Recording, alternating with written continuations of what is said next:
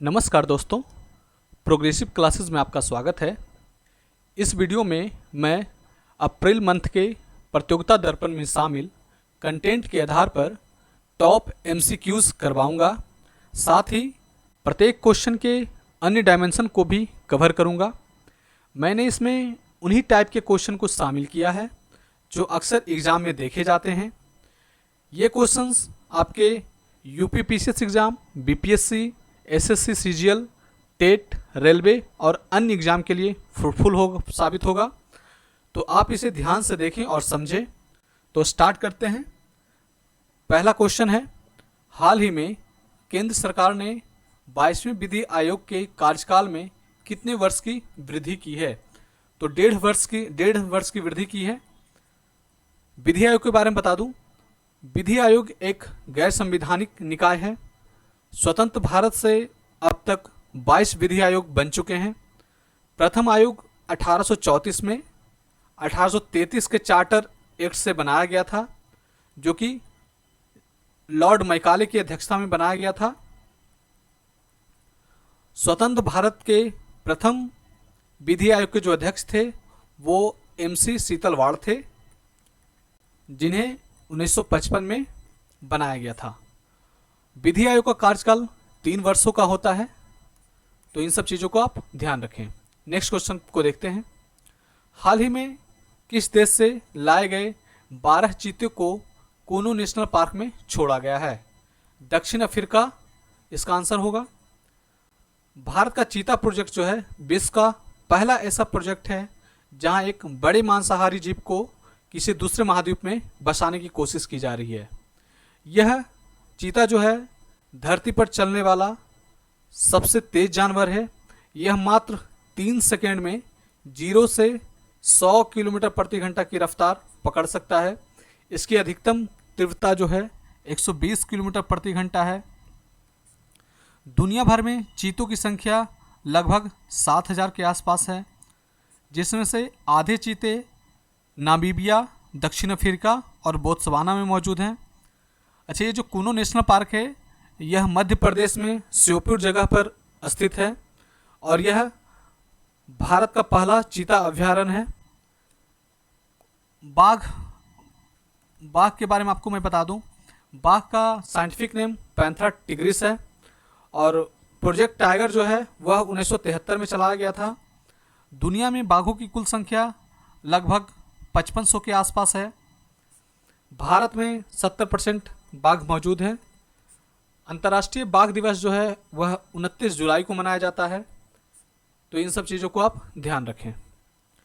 Next question को देखते हैं। इसरो के किस सबसे छोटे व्यावसायिक उपग्रह प्रक्षेपण यान द्वारा 3 उपग्रहों का सफल प्रक्षेपण किया गया? तो SSLV इसका आंसर होगा। इसरो जो है, इसरो की स्थापना 1969 में हुई थी और इसरो ने अपना पहला उपग्रह आर्यभट्ट के रूप में छोड़ा था, जो कि 19 अप्रैल 1975 को छोड़ा था और यह सोवियत संघ द्वारा छोड़ा गया था। 1979 में भारत अपना दूसरा उपग्रह भास्कर नाम से छोड़ा था। इसरो ने 22 अक्टूबर 2008 को चंद्रयान 1 चंद्रमा की परिक्रमा के लिए भेजा था और इसरो ने 2014 में मंगल ग्रह की परिक्रमा करने वाला मंगलयान छोड़ा था।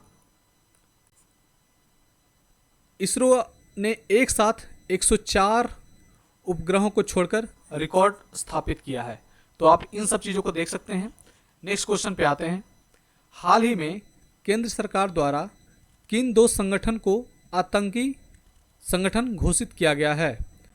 तो जम्मू कश्मीर गजनवी फोर्स और खालिस्तान टाइगर फोर्स दोनों को आतंकी संगठन घोषित किया गया है। आतंकी संगठन घोषित करने का जो हमारे पास नियम है वह यूआपा 1978 के तहत इसे आतंकी संगठन घोषित किया जाता है। तो आप इसको ध्यान रखें। नेक्स्ट क्वेश्चन को देखते हैं। वुमेन प्रीमियर लीग के पहले संस्करण के लिए सबसे महंगे खिलाड़ी के लिए किसकी नीलामी हुई? तो स्मृति मंधाना की नीलामी हुई। प्रीमियर लीग के पहले सीजन के लिए ऑक्शन का आयोजन हुआ। इसमें कुल 5 टीमों की 87 खिलाड़ियों को खरीदा गया। ऑक्शन में भारतीय खिलाड़ियों के साथ साथ 30 विदेशी खिलाड़ियों को भी खरीदा गया। स्मृति मंधाना ऑक्शन की सबसे महंगी खिलाड़ी रही, जिन्हें रॉयल चैलेंजर बेंगलोर ने 3.40 करोड़ रुपया में खरीदा। नेक्स्ट क्वेश्चन को देखते हैं। हाल ही में राष्ट्रपति ने एस अब्दुल नजीर को किस राज्य का राज्यपाल नियुक्त किया? तो यह केरल के लिए इन्हें नियुक्त किया गया है। राज्य की कार्यपालिका का प्रमुख राज्यपाल होता है, परंतु वास्तविक शक्ति मुख्यमंत्री के नेतृत्व में मंत्रिपरिषद में निहित होती है। संविधान के अनुच्छेद 153 के तहत राज्यपाल की नियुक्ति होती है, और राज्यपाल की नियुक्ति के लिए क्राइटेरिया है 35 वर्ष की उम्र होना चाहिए, और वह विधानसभा में सदस्य चुने जाने योग्य होना चाहिए। तो इन सब चीज़ों को आप ध्यान रखें। नेक्स्ट क्वेश्चन को देखते हैं। हाल ही में राष्ट्रपति ने गुलाब चंद कटारिया को किस राज्य का राज्यपाल नियुक्त किया है? तो असम का राज्यपाल गुलाब चंद कटारिया को नियुक्त किया गया है। असम के बारे में मैं कुछ आपको बता दूं। भारत का पहला तेल भंडार असम राज्य के डिगबोई में स्थित है। भारत में असम कच्चे तेल का सबसे बड़ा भंडार है। साथ ही साथ चाय के उत्पादन में फर्स्ट स्थान पे है, और भारत के 55% चाय का उत्पादन यहीं से होता है। दुनिया के सबसे बड़ा नदी द्वीप जो है माजुली, यहीं आसाम में स्थित है। काजीरंगा राष्ट्रीय उद्यान जो कि एक सींग वाले गैंडों के लिए फेमस है, यहीं मिलता है। बिहू जो है बहुत फेमस पर्व है बिहू, वो असम में मनाया जाता है। दुनिया का सबसे बड़ा बुनाई गांव जो है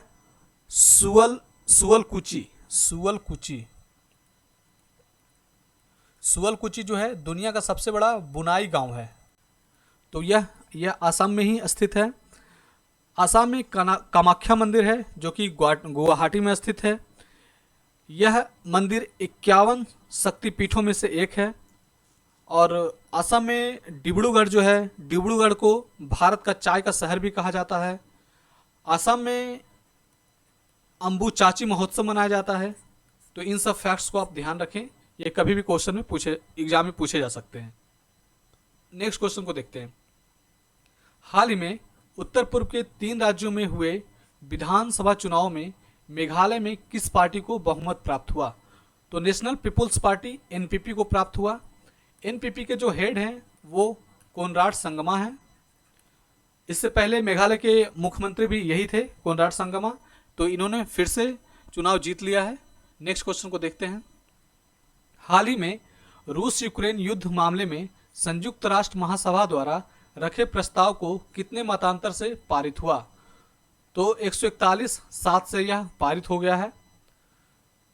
संयुक्त राष्ट्र संघ के बारे में बता दें आपको। संयुक्त राष्ट्र संघ की स्थापना 24 अक्टूबर 1945 को हुई, और जब यह स्थापना हुई थी 1945 को, तो इसमें 50 देश हस्ताक्षर करता थे। वर्तमान में संयुक्त राष्ट्र संघ के 193 सदस्य राष्ट्र हैं। संयुक्त राष्ट्र के संरचना में महासभा, सुरक्षा परिषद, आर्थिक व सामाजिक परिषद, सचिवालय और अंतर्राष्ट्रीय न्यायालय शामिल हैं। संयुक्त राष्ट्र ने 6 भाषाओं को राजभाषा के तौर पर स्वीकृत किया है, जिनमें अरबी, चीनी, अंग्रेजी, फ्रांसीसी, रूसी और स्पेनी शामिल हैं। और आपको पता होगा कि अस्थायी सदस्य के रूप में 5 देश हैं, जबकि अस्थायी के रूप में 10 राष्ट्रों को चुना जाता है, और अस्थायी सदस्य को वीटो का पावर दिया गया है। तो इन सब फैक्ट्स को आप ध्यान रखें। नेक्स्ट क्वेश्चन को देखते हैं। शहाबुद्दीन चुप्पू किस देश के राष्ट्रपति का पदभार संभालेंगे?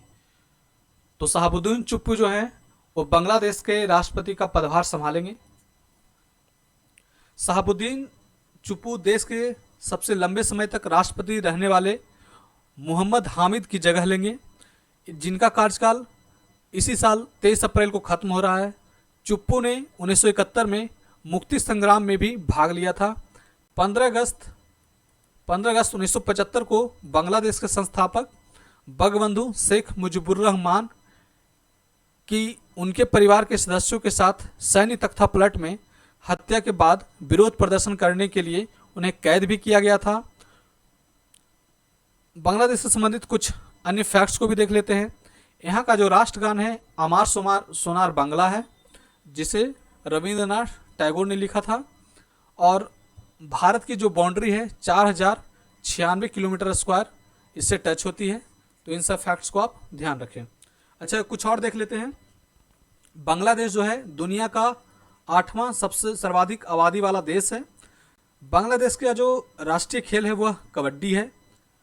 और सुंदरवन जो है, सुंदरवन का 40% हिस्सा जो है भारत में है और 60% हिस्सा जो है बांग्लादेश में है। और बांग्लादेश की सांसद का नाम है, जातीय सांसद कहा जाता है। बांग्लादेश की जो अभी वर्तमान प्रधानमंत्री जो हैं वह शेख हसीना है। तो इन सारे फैक्ट्स को आप याद रख सकते हैं। नेक्स्ट क्वेश्चन को देखते हैं। हाल ही में निकोस क्रिस्टोडुलाइडस को किस देश के नए राष्ट्रपति के रूप में निर्वाचित किया गया है? तो साइप्रस के नए राष्ट्रपति के रूप में इन्हें निर्वाचित किया गया है। साइप्रस की जो राजधानी है वह निकोसिया है। और साइप्रस जो है पूर्वी भूमध्य सागर में स्थित एक द्वीप है। यह तुर्की के दक्षिण में स्थित है और सीरिया और लेबनान के पश्चिम में है, इजराइल के उत्तर पूर्व में और फिलिस्तीन मिस्र के उत्तर में और ग्रीस के पूर्व में स्थित है। साइप्रस को भूमध्य सागर का गहनों का भी देश कहा जाता है। तो इन सब फैक्ट्स को देखिए आप। नेक्स्ट क्वेश्चन पे आते हैं। भूकंप पीड़ित तुर्की एवं सीरिया में भारत द्वारा किस नाम से ऑपरेशन को संचालित किया गया? तो ऑपरेशन दोस्त के नाम से संचालित किया गया। भारतीय वायुयान के C-17 ग्लोब मास्टर विमान को ऑपरेशन में लगाया गया था।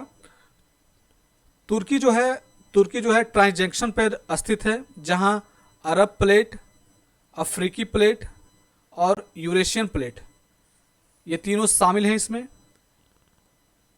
अभी हाल ही में तुर्की और सीरिया में भूकंप आया था, जिससे बहुत जानमाल की हानि हुई थी और इंडिया ने इसमें काफ़ी सहयोग किया था। इंडिया द्वारा हाल ही में कुछ और भी ऑपरेशन चलाए गए हैं, उसको भी देख लेते हैं। जैसे ऑपरेशन गंगा। ऑपरेशन गंगा को यूक्रेन में फंसे भारतीयों को निकालने के लिए चलाया गया था, जबकि 2021 में अफ़गानिस्तान में देवी शक्ति नाम से ऑपरेशन चलाया गया था। तुर्की के बारे में कुछ जान लेते हैं। तुर्की को यूरोप और एशिया का पुल के नाम से जाना जाता है। तुर्की दुनिया का अकेला मुस्लिम बहुमत वाला देश है जो धर्मनिरपेक्ष है, पूरा वह सेकुलर है। तुर्की की राजधानी अंकारा है और इसका सबसे बड़ा शहर इस्तांबुल है। आधुनिक तुर्की का निर्माता जो है मुस्तफ़ा कमाल पाशा को माना जाता है। एक चीज़ आपको इसमें इंटरेस्टिंग फैक्ट बताता हूँ। तुर्की में बच्चे के पैदा होने पर उनके पूरे शरीर पर नमक लपेटा जाता है, जिसे साल्टिंग कहते हैं। तुर्की दुनिया में अखरोट उत्पादन का सबसे बड़ा देश है। तुर्की जो है अखरोट उत्पादन का 80% अखरोट तुर्की में उत्पादन होता है। नेक्स्ट क्वेश्चन को देखते हैं। हाल ही में आए गैब्रियल चक्रवात के कारण किस देश ने आपातकाल की घोषणा की? तो न्यूजीलैंड ने आपातकाल की घोषणा की। अच्छा, ये देखते होंगे कि आप चक्रवात के नाम अलग अलग होते हैं, तो उसका कुछ नियम बना रखा है। तो नियम क्या है?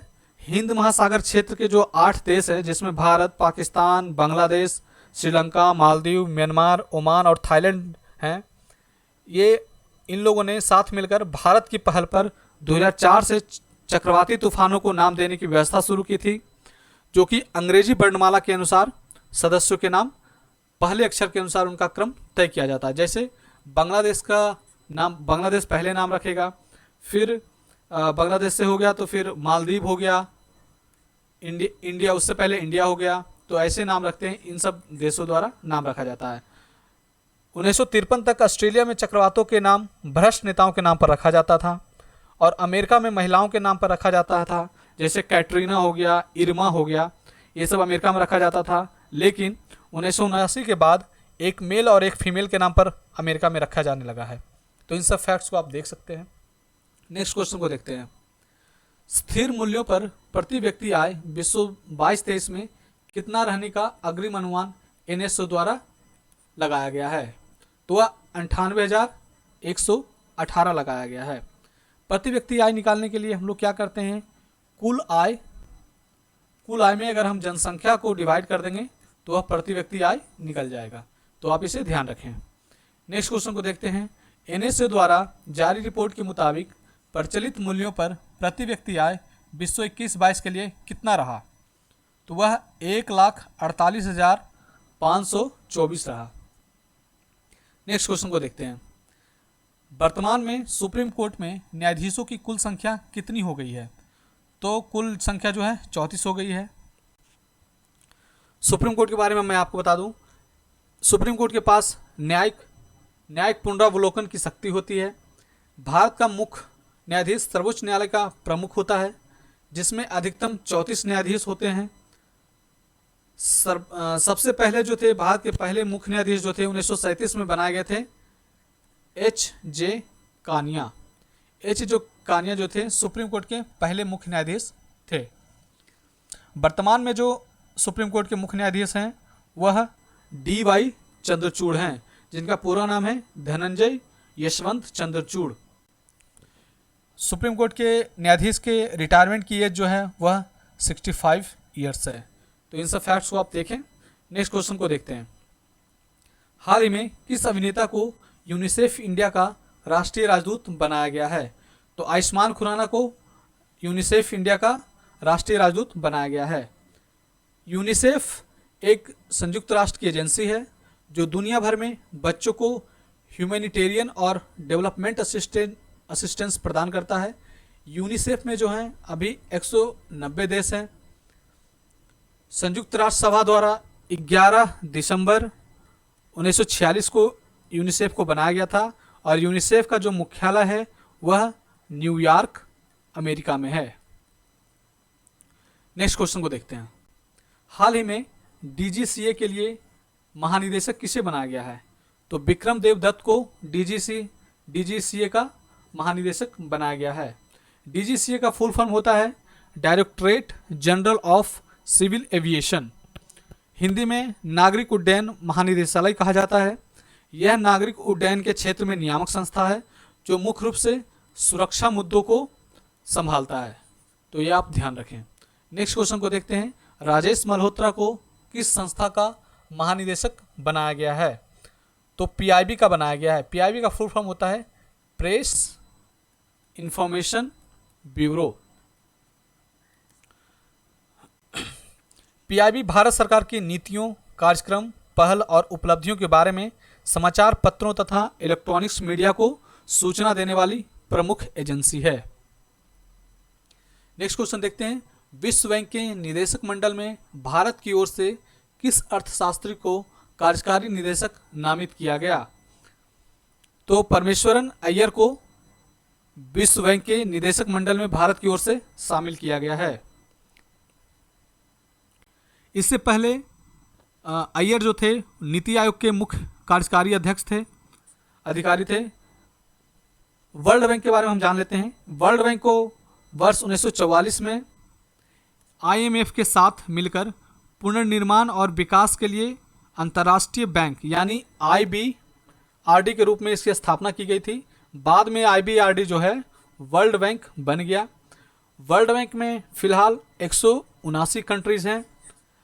विश्व बैंक की शेयरधारता को भी हम लोग देख लेते हैं। तो शेयरधारता के मामले में यूएसए जो है टॉप पे है, जिसका 16.41% इसका वोट है। सेकेंड नंबर पे जापान है जो कि 7.87% है और थर्ड नंबर पे जर्मनी है जो कि 4.49% शेयरधारक हैं। अभी मैं आपको बता दूं कि वर्ल्ड बैंक के जो अध्यक्ष हैं वह डेविड मालपास हैं। डेविड मालपास जो हैं वर्ल्ड बैंक के वर्तमान अध्यक्ष हैं। नेक्स्ट क्वेश्चन को देखते हैं। हाल ही में बीवीआर सुब्रमण्यम को किस संस्था के लिए नया मुख्य अधिकारी नियुक्त किया गया है। तो नीति आयोग के लिए इन्हें नियुक्त किया गया है। नीति आयोग का फुल फॉर्म जो होता है national institute for transforming India. NITI Aayog की स्थापना जो हुई थी 1 जनवरी 2015 को हुई थी। यह भारत सरकार द्वारा एक कार्यकारी आदेश पारित किया गया था, जिसके माध्यम से पहले जो योजना आयोग था उसके जगह नीति आयोग की स्थापना की गई थी। नेक्स्ट क्वेश्चन को देखते हैं। भारत के किस व्यक्ति को ग्रैमी पुरस्कार विजेता चुना गया? तो रिकी केज को चुना गया है। ग्रैमी अवार्ड को ग्रामोफोन अवार्ड के भी नाम से जाना जाता है। पहला ग्रैमी अवार्ड्स 1959 को हुआ था। साल 2023 में रिकी ने डिवाइन टाइट्स के लिए, मैं लिख देता हूं,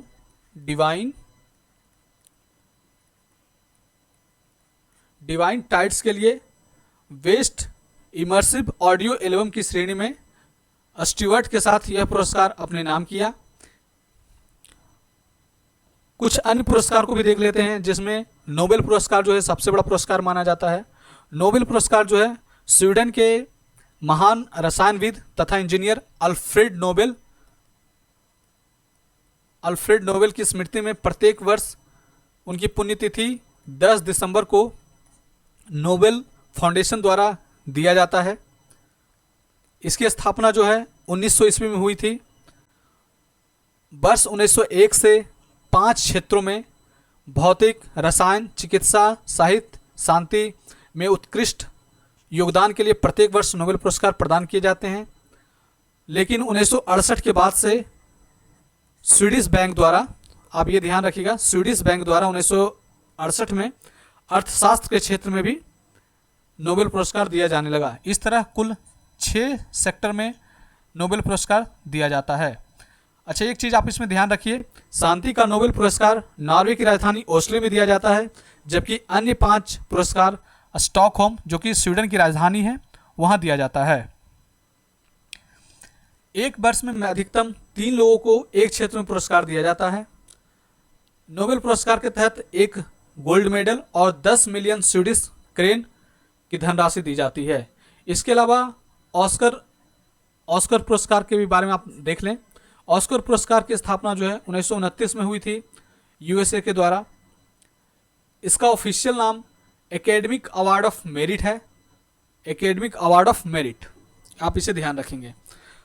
ऑस्कर एवं नोबेल पुरस्कार दोनों को पाने वाला एकमात्र व्यक्ति जो थे जॉर्ज बर्नार्ड शॉ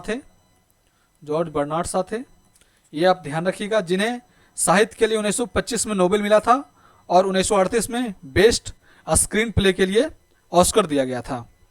ऑस्कर पुरस्कार पाने वाली भारत की प्रथम महिला भानु अथैया थी, जिन्होंने गांधी रिचर्ड एटनबरो की कॉस्ट्यूम डिजाइनिंग की थी। सत्यजीत रे को वर्ष 1992 में ऑस्कर का लाइफ टाइम अवार्ड दिया गया था। वर्ष 2009 में ए.आर. रहमान को संगीत के लिए ऑस्कर अवार्ड दिया गया था। नेक्स्ट क्वेश्चन को देखते हैं। बाफ्टा फिल्म पुरस्कार 2023 के लिए सर्वश्रेष्ठ अभिनेता किसे चुना गया? तो ऑस्टिन बटलर को सर्वश्रेष्ठ अभिनेता चुना गया है। आपको कलिंगा पुरस्कार के बारे में भी मैं बता दूं। कलिंग पुरस्कार जो है 1952 में यूनेस्को के तत्वावधान में लाया गया था, और इसको ये जो है कलिंगा पुरस्कार जो है वह विज्ञान के क्षेत्र में दिया जाता है। कलिंग फाउंडेशन के संस्थापक बिजू पटनायक जो है कलिंगा अवार्ड को देने में इनका अहम योगदान है। नेक्स्ट क्वेश्चन को देखते हैं। फीफा ने वर्ष 2022 के लिए पुरुष वर्ग में सर्वश्रेष्ठ फुटबॉलर किसे चुना गया? तो लियोनेल मैसी को चुना गया है। लियोनेल मैसी जो है वो अर्जेंटीना की तरफ से खेलते हैं, और यह फीफा जो है वह फुटबॉल की सबसे बड़ी संस्था है, तो इसे आप ध्यान रखें। नेक्स्ट क्वेश्चन को देखते हैं। फीफा ने वर्ष 2022 के लिए महिला वर्ग में सर्वश्रेष्ठ फुटबॉलर किसे चुना? तो एलेक्सा पुटालेस को चुना है। यह स्पेन की ओर से खेलती है, और पुटालेस जो है लगातार दूसरी बार यह खिताब जीती है। हाल ही में के विश्वनाथ का निधन हो गया। किस क्षेत्र से संबंधित थे? तो वह एक अभिनेता थे। के विश्वनाथ दक्षिण भारत के जाने माने फिल्म निर्माता थे, जिनकी 92 वर्ष की आयु में फरवरी 2023 में मृत्यु हो गई हैदराबाद में। इन्हें कला तपस्वी के नाम से जाना जाता है। इन्होंने तमिल, तेलुगु, हिंदी में लगभग 50 फिल्मों का निर्माण किया। 2016 में इन्हें सिनेमा का सर्वश्रेष्ठ पुरस्कार दादा साहेब फाल्के इन्हें 2016 में दिया गया था। आप इसे ध्यान रखेंगे। नेक्स्ट क्वेश्चन को देखते हैं। पाकिस्तान के पूर्व राष्ट्रपति परवेज मुशर्रफ का निधन हाल ही में किस देश में हो गया? तो यह दुबई में हो गया। दुबई शहर जो है, दुबई अमीरात की राजधानी है, जो संयुक्त अरब अमीरात के 7 अमीरातों में से एक है। संयुक्त अरब अमीरात की राजधानी आबू धाबी है, तो ये आप ध्यान रखें। नेक्स्ट क्वेश्चन को देखते हैं। विश्व आर्द्रभूमि दिवस कब मनाया जाता है? तो विश्व आर्द्रभूमि दिवस 2 फरवरी को मनाया जाता है। आर्द्रभूमि दिवस का उद्देश्य जो है, ग्लोबल वार्मिंग का सामना करने में आर्द्रभूमि जैसे दलदल तथा मैंग्रोव के महत्व के बारे में जागरूकता फैलाना है। विश्व आर्द्रभूमि दिवस 2023 का जो थीम है, विषय है, वेटलैंड रेस्टोरेशन है। वेटलैंड रेस्टोरेशन है, तो आप इसे ध्यान रखेंगे। विश्व आर्द्रभूमि दिवस पहली बार 2 फरवरी 1997 को रामसर सम्मेलन के 16 वर्ष पूर्ण होने पर मनाया गया। अभी वर्तमान में भारत में कुल 75 रामसर साइट्स हैं, तो आप इसे ध्यान रखें। नेक्स्ट क्वेश्चन को देखते हैं। विश्व कैंसर दिवस कब मनाया जाता है? 4 फरवरी को विश्व कैंसर दिवस मनाया जाता है। विश्व स्वास्थ्य संगठन की पहल पर 1933 में पहला कैंसर दिवस जिनेवा, जो कि स्विट्जरलैंड में है, जिनेवा में मनाया गया। कैंसर 200 से भी अधिक प्रकार के होते हैं। सबसे अधिक फैलने वाला जो है ब्लड कैंसर सर्वाधिक फैलता है। कैंसर का इलाज जो है सर्जरी, कीमियोथेरेपी और रेडिएशन के माध्यम से किया जाता है। ये हमारे लिए इम्पोर्टेंट है। कोवाल्ट 60 जो है कैंसर के इलाज के लिए हम लोग प्रयोग करते हैं, जो कि एक रेडियोधर्मी समस्थानिक है। नेक्स्ट क्वेश्चन को देखते हैं। संयुक्त राष्ट्र संघ ने वर्ष 2023 को किस अनाज का वर्ष घोषित किया? तो मोटे अनाज का वर्ष घोषित किया, जिसे मिलेट भी बोलते हैं, मिलेट्स। मोटे अनाज के अंतर्गत यानी मिलेट्स के अंतर्गत ज्वार, बाजरा, रागी, झंगोरा, जौ इत्यादि आते हैं। कोरोना के बाद मोटे अनाज इम्यूनिटी बूस्टर के रूप में प्रतिष्ठित हुआ। इन्हें मिलेट्स को जो है सुपर फूड भी कहा जाता है। सुपर फूड भी इन्हें कहा जाता है। मिलेट्स में calcium, iron, zinc, phosphorus, magnesium, potassium, fibre, vitamin B6 इत्यादि पाए जाते हैं। और ये संयुक्त राष्ट्र ने जो 2023 का जो अनाज वर्ष घोषित किया मोटे अनाज को, वह भारत के कहने पे ही इन्होंने घोषित किया था। नेक्स्ट क्वेश्चन को देखते हैं। अंतर्राष्ट्रीय मातृभाषा दिवस किस दिन मनाया जाता है? अंतर्राष्ट्रीय मातृभाषा दिवस जो है 21 फरवरी को मनाया जाता है। इसका उद्देश्य भाषाई और सांस्कृतिक विविधता के बारे में जागरूकता को बढ़ावा देना और बहुभाषावाद को बढ़ावा देना है। अंतर्राष्ट्रीय मातृभाषा दिवस 2023 का जो थीम है, बहुभाषी शिक्षा के लिए प्रौद्योगिकी का उपयोग, चुनौतियां और अवसर है। नेक्स्ट क्वेश्चन को देखते हैं। राष्ट्रीय विज्ञान दिवस किस तिथि को प्रतिवर्ष मनाया जाता है? तो 28 फरवरी को प्रतिवर्ष राष्ट्रीय विज्ञान दिवस मनाया जाता है।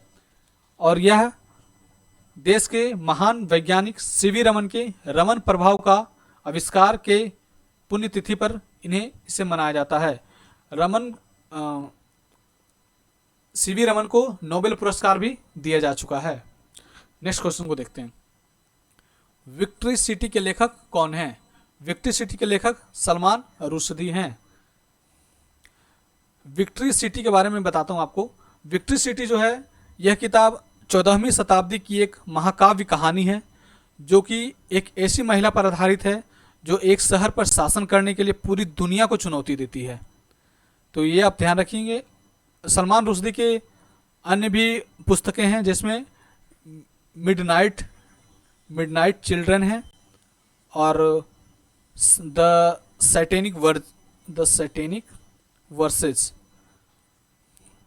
मिडनाइट चिल्ड्रन के लिए उन्हें 1981 में बुकर पुरस्कार भी दिया गया था। नेक्स्ट क्वेश्चन को देखते हैं। देश के दूसरे चावल कांग्रेस का आयोजन किस शहर में किया गया? तो कटक में किया गया। राष्ट्रपति द्रौपदी मुर्मू ने राष्ट्रीय चावल अनुसंधान संस्थान कटक में दूसरी चावल कांग्रेस का गठन संबोधित किया, जिसमें उन्होंने कहा कि चावल भारत में खाद्य सुरक्षा की नींव है और हमारी अर्थव्यवस्था के लिए भी एक महत्वपूर्ण कारक है।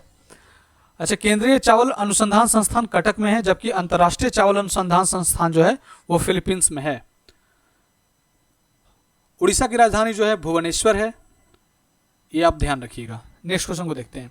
हाल ही में महिला सशक्तिकरण पर G20 सम्मेलन कहाँ संपन्न हुआ? तो आगरा में संपन्न हुआ। आगरा में ताजमहल है जो कि संगमरमर से बना हुआ है। नेक्स्ट क्वेश्चन को देखते हैं। हाल ही में फिजी में संपन्न विश्व हिंदी सम्मेलन का थीम क्या था? तो विश्व हिंदी सम्मेलन का जो थीम था वह था पारंपरिक ज्ञान से कृत्रिम मेधा तक। पारंपरिक ज्ञान से कृत्रिम मेधा तक। 10 जनवरी 1975 को नागपुर में फर्स्ट विश्व हिंदी सम्मेलन का वर्षगांठ मनाया गया था। पहली बार विश्व हिंदी दिवस जो है 2006 में मनाया गया। वर्ष 2018 में मॉरिशस के पोर्ट लुइस में विश्व हिंदी सचिवालय भवन का उद्घाटन किया गया और इस साल जो था थीम पारंपरिक ज्ञान से आर्टिफिशियल इंटेलिजेंस, यानी पारंपरिक ज्ञान से कृत्रिम मेधा तक था। नेक्स्ट क्वेश्चन को देखते हैं। दस्तलिक संयुक्त सैन्य अभ्यास किन दो देशों के बीच संपन्न हुआ? तो भारत और उज्बेकिस्तान के बीच संपन्न हुआ। कुछ और भी एक्सरसाइज देख लेते हैं। काजिंद जो है भारत और कजाकिस्तान के साथ होता है। सूर्य किरण जो है भारत और नेपाल के साथ होता है। वरुण जो है भारत और फ्रांस के साथ होता है। नसीम अलवहर जो होता है भारत और ओमान के बीच होता है। उदार शक्ति भारत और मलेशिया के बीच होता है। तो आप इन सबको ध्यान रखेंगे। नेक्स्ट क्वेश्चन को देखते हैं। सागर परिक्रमा का संबंध निम्न में से किस क्षेत्र से है? तो सागर परिक्रमा का संबंध जो है मत्स्य पालन को बढ़ावा देने हेतु है। सागर परिक्रमा एक सरकारी पहल है जिसका उद्देश्य संपूर्ण देश में मछुआरे एवं अन्य हितधारकों के हितों की रक्षा करना तथा उन्हें प्रोत्साहित करना है। महाराष्ट्र राज्य में मत्स्य विभाग द्वारा सागर परिक्रमा के तीसरे चरण का कार्यक्रम आयोजित किया गया।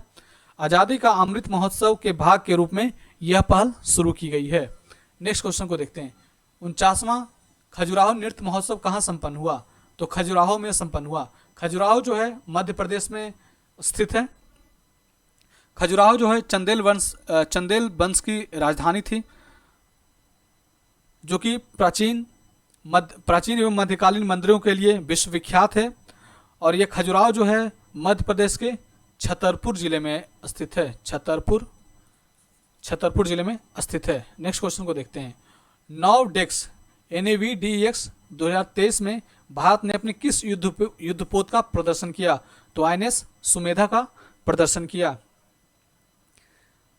नवडेक्स 2023 का आयोजन आबू धाबी जो कि UAE में हुआ। इसमें भारत ने अपने युद्धपोत INS सुमेधा का प्रदर्शन किया। यह जो युद्धपोत है वह सरयू श्रेणी के स्वदेश निर्मित अपतटीय पोत है और यह जो है गोवा शिपयार्ड लिमिटेड में निर्मित किया गया था और 2014 में इसे भारतीय नौसेना में कमीशन किया गया था। नेक्स्ट क्वेश्चन को देखते हैं। हाल ही में संपन्न संयुक्त अभ्यास वीर गार्जियन 2023 का नेतृत्व किस महिला ने किया? तो अवनी चतुर्वेदी ने इसका नेतृत्व किया। भारतीय वायुसेना व जापान के वायु आत्मरक्षा बल का पहला संयुक्त अभ्यास वीर गार्जियन 2023 में जापान के हायाकुरी में संपन्न हुआ। 2 सप्ताह का यह संयुक्त अभ्यास जापान तथा भारतीय वायुसेना का पहला यह अभ्यास था। इस 2 सप्ताह के संयुक्त अभ्यास में भारतीय दल का नेतृत्व स्क्वाड्रन लीडर अवनी चतुर्वेदी ने किया। यह पहला ही अवसर था जब किसी विदेश बल के साथ द्विपक्षीय सैन्य अभ्यास में भारतीय दल का नेतृत्व किसी महिला अधिकारी ने किया था। नेक्स्ट क्वेश्चन को देखते हैं। अमृत पैक्स 2023 का नई दिल्ली में आयोजित किया गया किससे संबंधित है? तो यह डाक टिकट प्रदर्शनी से संबंधित है, जो कि नई दिल्ली के प्रगति मैदान में किया गया। नेक्स्ट क्वेश्चन को देखते हैं। नई दिल्ली मैराथन 2023 के विजेता का नाम क्या है? तो विजेता का नाम है मान सिंह। मैराथन जो है, मैराथन की जो कुल दूरी होती है दौड़ने की 42.795 किलोमीटर की दूरी होती है। नेक्स्ट क्वेश्चन को देखते हैं। निम्न में से किस भारतीय कप्तान ने क्रिकेट के तीनों प्रारूपों में शतक लगाने का रिकॉर्ड अपने नाम किया? तो रोहित शर्मा ने रिकॉर्ड बनाया है। नागपुर में 120 रन की पारी खेली उन्होंने और टेस्ट क्रिकेट में उनका 9वां शतक था। इसके साथ ही ऐसे पहले भारतीय कप्तान बन गए हैं जिन्होंने कप्तान रहते हुए तीनों प्रारूप में शतक लगाए हैं। नेक्स्ट क्वेश्चन देखते हैं। हाल ही में टेस्ट क्रिकेट के इतिहास में दूसरी बार सबसे कम स्कोर से हराने वाली टीम कौन सी बन गई है? तो वह न्यूजीलैंड बन गई है। न्यूजीलैंड जो है 1 रन से इसमें इंग्लैंड को हराया था। नेक्स्ट क्वेश्चन को देखते हैं। रणजी ट्रॉफी विजेता विश्व 22-23 का कौन है? तो वह सौराष्ट्र है। प्रथम श्रेणी क्रिकेट की 68वीं रणजी ट्रॉफी थी ये, और इसमें 38 टीमों ने भाग लिया था। फाइनल सौराष्ट्र और बंगाल के बीच में था, तो इसमें सौराष्ट्र ने बंगाल को हराकर रणजी ट्रॉफी विजेता बन गया और सौराष्ट्र इस तरह दूसरी बार रणजी ट्रॉफी का विजेता बना है। नेक्स्ट क्वेश्चन को देखते हैं। आईसीसी की दूसरी विश्व टेस्ट चैंपियनशिप का फाइनल कहां होगा? तो वह ओवल में होगा। अंतर्राष्ट्रीय आईसीसी की दूसरी विश्व टेस्ट चैंपियनशिप का फाइनल लंदन के ओवल में होगा। जून 2023 में खेला जाएगा। जून में टेस्ट रैंकिंग की 2 शीर्ष टीमों के बीच यह मुकाबला खेला जाएगा। आईसीसी की पहली टेस्ट चैंपियनशिप का फाइनल साउथहैम्पटन में भारत, इंडिया और न्यूजीलैंड के बीच हुआ था, जिसमें न्यूजीलैंड ने इंडिया को 8 विकेट से हरा दिया था। और इस तरह आईसीसी का जो पहला टेस्ट चैंपियनशिप जो था वह न्यूजीलैंड ने इंडिया को हराकर जीता था। नेक्स्ट क्वेश्चन को देखते हैं। हाल ही में संपन्न महिलाओं के T20 विश्व कप का विजेता कौन है? तो वह ऑस्ट्रेलिया है। भारत अभी तक एक बार भी महिला टीम T20 का वर्ल्ड कप नहीं जीत पाई है। नेक्स्ट क्वेश्चन को देखते हैं।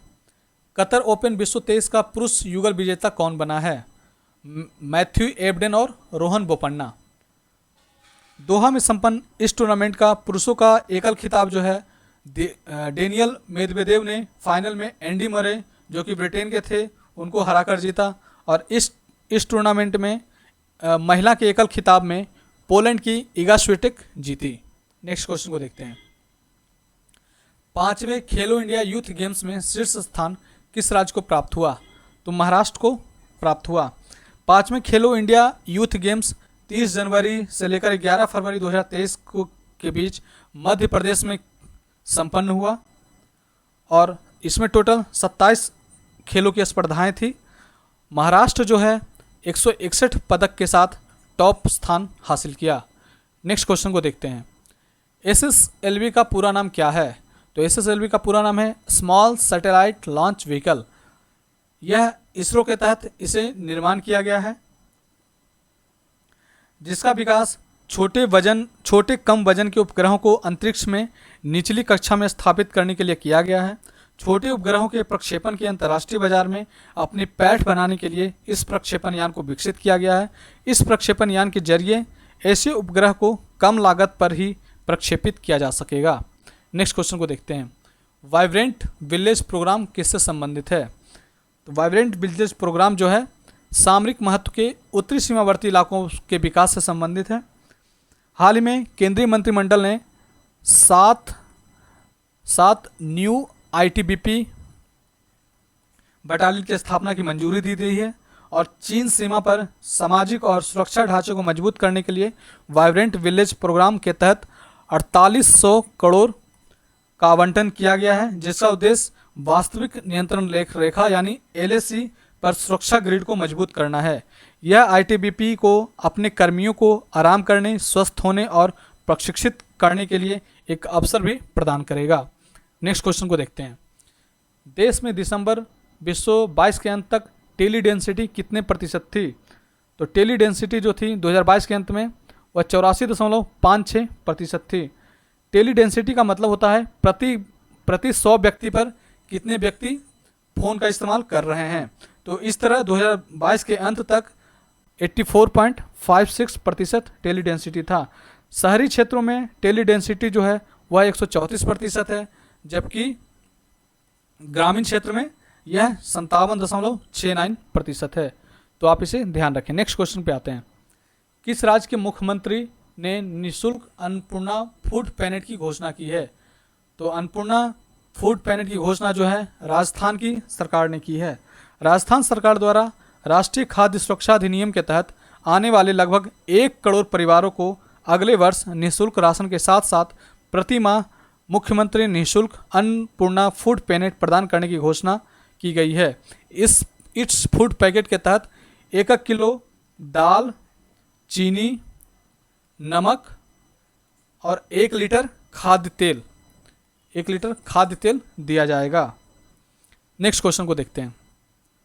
किस जगह नवनिर्मित शिव मोगा हवाई अड्डे बनकर तैयार हुआ है? तो कर्नाटक में यह तैयार हुआ है। 2014 तक जो था भारत में कुल 74 हवाई अड्डे थे।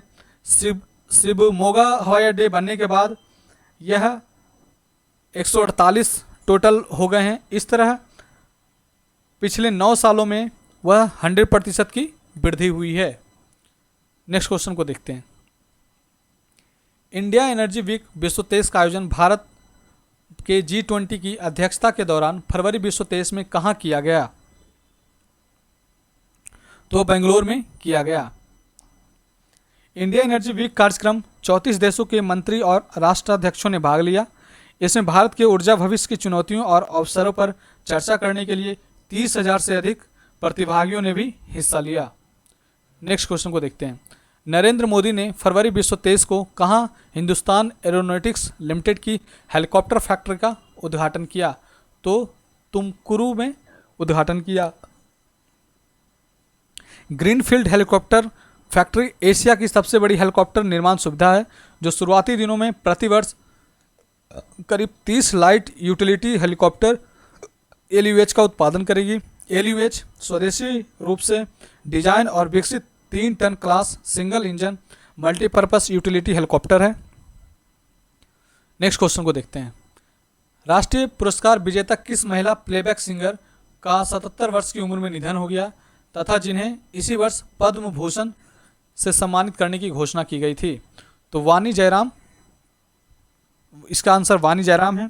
वाणी जयराम जिन्हें आधुनिक भारत का मीरा भी कहा जाता है।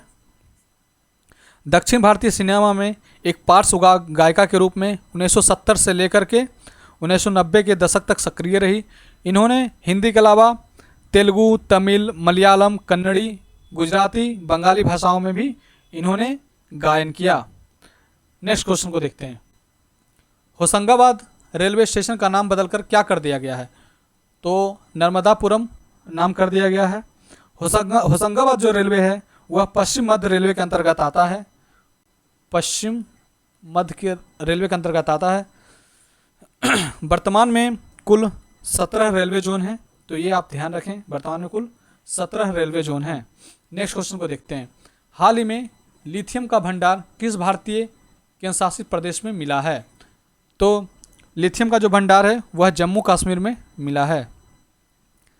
जम्मू कश्मीर में 59 लाख टन लिथियम मिला है। लिथियम को वाइट गोल्ड भी कहा जाता है।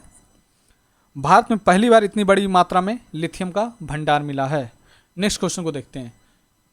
तीसरे खेलो इंडिया विंटर गेम्स का आयोजन फरवरी 2023 में कहाँ किया गया? तो गुलमर्ग में किया गया। खेलो इंडिया विंटर गेम्स भारत के राष्ट्रीय स्तर के शीतकालीन खेल हैं, जिसमें skiing, alpine skiing, Nordic skiing, snow rugby, ice stock spot, snow baseball, पर्वतारोहण, आइस हॉकी, फिंगर स्केटिंग और स्पीड स्केटिंग शामिल है। विश्व 20 में फर्स्ट खेलो इंडिया विंटर गेम हुआ था, जो कि लेह और गुलमर्ग में हुआ था, और विश्व 23 का जो है वह गुलमर्ग में हुआ है। नेक्स्ट क्वेश्चन को देखते हैं। भारतीय नौसेना का सबसे बड़ा युद्धाभ्यास किस नाम से जनवरी से लेकर मार्च विश्व 23 तक हिंद महासागर क्षेत्र में चल रहा है? तो ट्रोपेक्स चल रहा है। ट्रोपेक्स थिएटर स्तरीय सामरिक तैयारी अभ्यास कहलाता है। वर्तमान में हिंद महासागर क्षेत्र में यह चल रहा है। यह परिचालन स्तर का अभ्यास द्विवार्षिक रूप से, मतलब दो साल में होता है, द्विवार्षिक रूप से आयोजित किया जाता है। इसमें भारतीय नौसेना की इकाइयों, भारतीय सेना, भारतीय वायुसेना और तटरक्षक संपत्तियों की भागीदारी होती है। नेक्स्ट क्वेश्चन को देखते हैं। हाल ही में दिल्ली के मेजर ध्यानचंद स्टेडियम में मेगा नेशनल ट्राइबल फेस्टिवल का आयोजन किस नाम से किया गया? तो आदि महोत्सव के नाम से किया गया। आदि महोत्सव जनजातीय मामलों के मंत्रालय के तहत जनजातीय सहकारी विपणन विकास संघ लिमिटेड यानी ट्राइफेड, ये बहुत फेमस संस्था है ट्राइफेड, जो कि जनजातीय विकास मंत्रालय के अंतर्गत आता है, कि एक पहल है। यह आदिवासी संस्कृति, शिल्प, व्यंजन, वाणिज्य और पारंपरिक कला की भावना का जश्न मनाने वाला फेस्टिवल है। नेक्स्ट क्वेश्चन को देखते हैं। द इंडियन मेट्रोपोलिस पुस्तक के लेखक कौन हैं? वरुण गांधी हैं। वरुण गांधी का जो पूरा नाम है फिरोज वरुण गांधी है, और वह पीलीभीत लोकसभा क्षेत्र से के सांसद हैं। नेक्स्ट क्वेश्चन को देखते हैं। विश्व 23 में किस हॉलीवुड पॉप स्टार ने 32वां ग्रैमी अवार्ड अपने नाम कर रिकॉर्ड बनाया? तो बियोंसे ने रिकॉर्ड बनाया। म्यूजिक की दुनिया में सबसे प्रतिष्ठित ग्रैमी अवार्ड्स फरवरी विश्व 23 को अमेरिका के लॉस एंजल्स में होस्ट किया गया, जिसमें भारतीय म्यूजिक कंपोजर रिकी केज ने भी जीता, और उनका जो एल्बम का नाम था डिवाइन टाइड्स था, और रिकी को तीसरी बार ग्रैमी अवार्ड दिया गया है। नेक्स्ट क्वेश्चन को देखते हैं। वाशिंगटन में कार्नेगी इंस्टीट्यूशन फॉर साइंस के खगोलशास्त्री के अनुसार किस ग्रह के 12 नए चंद्रमाओं की खोज की गई है? तो बृहस्पति के 12 चंद्रमाओं की खोज की गई है। इसका विवरण माइनर प्लैनेट सेंटर की ओर से फरवरी विश्व 23 में प्रकाशित किया गया। विश्व 23 तक पुष्टि की गई कक्षाओं के साथ बृहस्पति के कुल 92 चंद्रमा ज्ञात हैं। इस तरह टोटल जो है बृहस्पति के सर्वाधिक उपग्रह हो गए हैं, जबकि शनि के पास 83 उपग्रह हैं। नेक्स्ट क्वेश्चन को देखते हैं। पाकिस्तान की नौसेना द्वारा फरवरी विश्व 23 में अन्य देशों की नौसेनाओं के साथ नियमित समुद्री अभ्यास किस नाम से किया गया? तो अमन के नाम से किया गया। एक्सरसाइज अमन पाकिस्तान का एक प्रतिष्ठित सैन्य अभ्यास है, जो अन्य देशों की नौसेनाओं के साथ हर 2 वर्ष में जहाज़ों, विमानों और विशेष ऑपरेशन बलों को शामिल करते हुए आयोजित किया जाता है। नेक्स्ट क्वेश्चन को देखते हैं। 36वां अफ्रीकी संघ शिखर सम्मेलन फरवरी विश्व 23 में कहाँ संपन्न हुआ? तो आदिस अबाबा में संपन्न हुआ। आदिस अबाबा जो है इथोपिया की राजधानी है। अफ्रीकी संघ का एक महाद्वीपीय संघ है, जिसमें अफ्रीका महाद्वीप के टोटल 55 देश शामिल हैं। अफ्रीकी महाद्वीप में इसका जो सचिवालय है वह आदिस अबाबा है। नेक्स्ट क्वेश्चन को देखते हैं। दक्षिण अफ्रीका ने रूस और चीन के साथ एक 10 दिवसीय नौसैनिक संयुक्त अभ्यास 2023 में किस नाम से संपन्न किया? तो मौसी 2 के नाम से इन्होंने संपन्न किया। स्थानीय भाषा में मौसी का अर्थ धुआं होता है। मौसी का अर्थ धुआं होता है। यह अभ्यास 17 से 27 फरवरी के बीच डरवन और रिचर्ड्स बे के बंदरगाहों में संपन्न हुआ। नेक्स्ट क्वेश्चन को देखते हैं। 76वें British academy film awards BAFTA award समारोह में किस जर्मन फिल्म ने सर्वाधिक अवार्ड जीते? तो all quite on the western front ने सर्वाधिक अवार्ड जीते। नेक्स्ट और लास्ट क्वेश्चन है। भारत के यूनिफाइड पेमेंट्स इंटरफेस यानी यूपीआई और किस देश के पेनाऊ के बीच क्रॉस बॉर्डर कनेक्टिविटी को लॉन्च किया गया है? तो वह सिंगापुर के साथ लॉन्च किया गया है।